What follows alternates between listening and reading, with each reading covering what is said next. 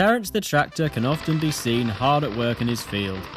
Sometimes he grew bored of ploughing and longed for a change. He told Thomas as much when the tank engine stopped at a signal near the field.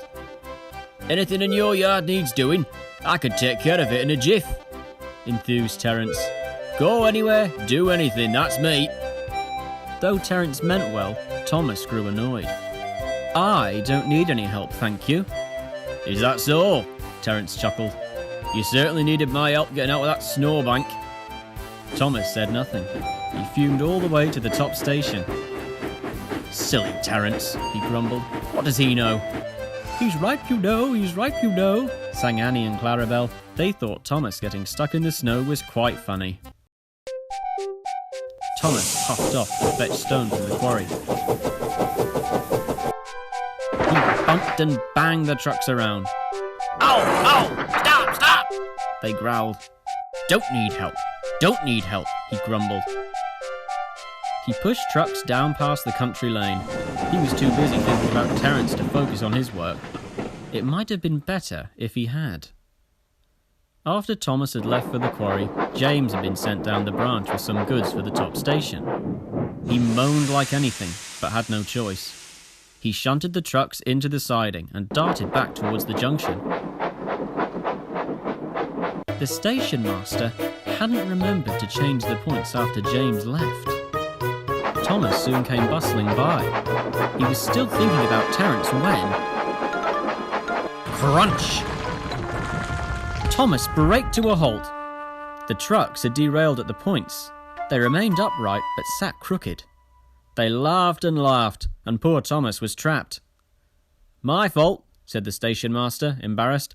"I'll see if Edward or James can bring the crane." But James had already left with his next train, and Edward was busy on his branch line. The station master frowned. Then he had an idea. "I wonder," he thought, and picked up the telephone once more. Thomas grew impatient. "I can't be kept waiting any longer. My next train is due soon." "Not to worry, help has arrived," called a voice. Chugging into view was Terence. "You'll be free in no time," he smiled. Thomas rolled his eyes. He'd never hear the end of this. Quite soon, Terence had been hitched to the trucks. "If we can drag them forward enough, we should be able to re-rail them," said his driver. Let's go, Terence said excitedly. Terence pulled and tugged at the trucks. "Ouch!" they cried. "Watch it!" Terence tugged at the trucks again, too fast and too hard. They didn't re-rail as he thought they would. They bounced and toppled over. Stone lay all over the line. "Settle down, Terence," scolded his driver. "Now look what you've done." Thomas chuckled. "Go anywhere, do anything, eh, Terence?" he grinned. "Well, I certainly wish you hadn't done that." Terence blushed. Soon they had a plan. Terence's plough was fixed to his front.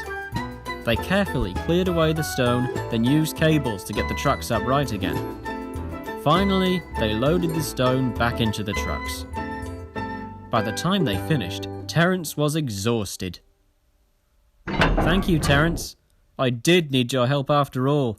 You did well despite your, hiccup," winked Thomas as he was about to leave. "Perhaps we should have you up at the quarry to load stone and shunt my trucks." "No, thank you," huffed Terence, out of breath. "I'll stick to my fields if you don't mind." Thomas whistled as he set off up the line.